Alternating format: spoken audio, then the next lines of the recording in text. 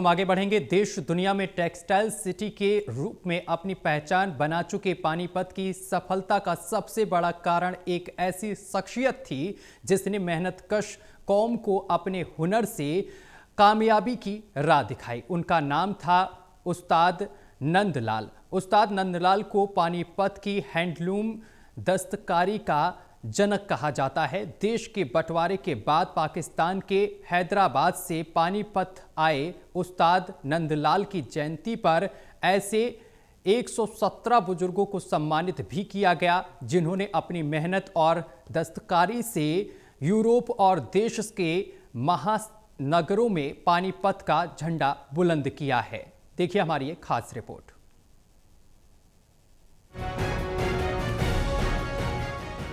कहते हैं ना, अपना हाथ जगन्नाथ, मतलब मेहनत का जज्बा और हाथ में हुनर हो तो पूत के पांव पालने में ही नजर आ जाते हैं।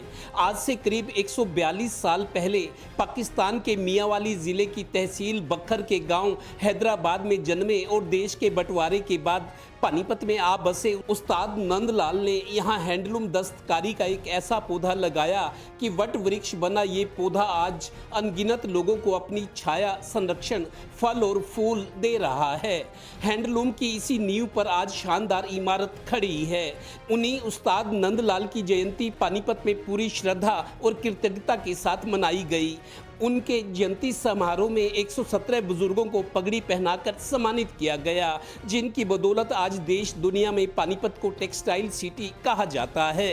यहाँ के बने हैंडलूम उत्पाद यूरोप और देश के घरों में अपनी जगह बना चुके हैं। उस्ताद जी का जो घर था वो हमारे घर के सामने ही था। छोटी सी गली होती थी, ये वार्ड नंबर 7 की बात है। तो हम अपने मम्मी पापा से भी सुनते आए थे और मेरी माता जी को चरखा चलाना उस्ताद जी ने खुद अपने हाथों से सिखाया था जब वो बहुत छोटी थी। तो वो पूरी ज़िंदगी भर याद रखती भाई और अपनी भाषा में बोलती थी, भाई उस्ताद जी मैंने चरखा चलाना सिखाया ही। तो उसके बाद मुझे ये लगता था कि इस पर ज़रूर काम होना चाहिए। और एक ये भी था कि उस समय जैसे समाज में निर्धनता भी थी, तो हमारी माता ने चरखा चलाकर ही हमारे घर का खर्चा चलाया। तो ये सब उस्ताद नंदलाल की ये लगाई हुई बहार है। आज वास्तव में जो पानीपत के लोग रोटी खा रहे हैं, आज एक बहुत बड़ा समूह, मेरे ख्याल से तो 50,000 से ऊपर हैदराबादी लोगों का एक समूह है जो एक आवाज में इकट्ठे हो जाते हैं। और कोई दुख सुख हो तो सब लोग, सबसे ज्यादा भीड़ हमारे हैदराबादी भाइयों की होती है। ये सब उस्ताद नंदलाल की कृपा है, उनको मैं कोटि कोटि नमन करता हूँ। गौरतलब है कि पानीपत में आज 20,000 से ज्यादा छोटी बड़ी फैक्ट्रियां चल रही हैं, जिनमें खेस, दरी, चादरें, कंबल, कारपेट, मैट और सजावटी सामान बनाया जाता है। इस उद्योग की बदौलत पानीपत में हजारों परिवार खुशहाल हुए और आज उनका समाज और देश में रुतबा है। यूपी, बिहार और बंगाल के लाखों वर्कर्स को यहाँ काम मिला हुआ है। और तो और विदेश से आने वाले पुराने कपड़ों की रिसाइकलिंग करके उनसे धागा बनाया जाता है। ऐसे सैकड़ों फैक्ट्री संचालकों को हम गुदड़ी के लाल मान सकते हैं। उस्ताद नंदलाल जी जो हमारे बड़े बुजुर्ग, हम उनके बहुत आभारी हैं। अगर वो पार्टीशन के बाद हमें यहाँ ना लाते तो हम सबकी क्या हालत होती, ये आप सोच सकते हो।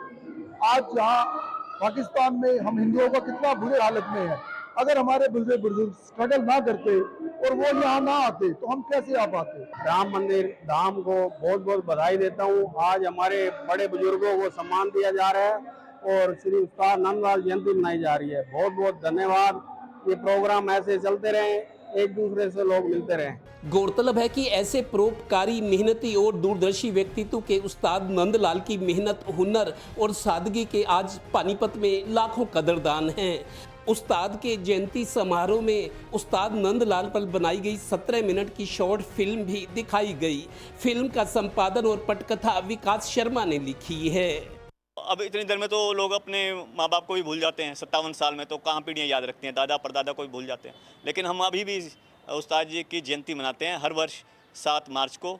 और ये उनका एहसान है कि हम आज अपनी आजीविका चला रहे हैं, क्योंकि पानीपत पूरा जुड़ा ही हैंडलूम उद्योग से हुआ है। कहते हैं जाने वाले कभी वापस नहीं आते। उस्ताद नंदलाल का ये शेर हमेशा याद रखना चाहिए। मेहनत करो अजीजों, मेहनत से काम होगा। कहते हैं वक्त जिसको वो आपका गुलाम होगा। सहयोगी डिम्पी मल्होत्रा और श्रीनिवास के साथ Devendra Kathoria, total news, Panipat bureau.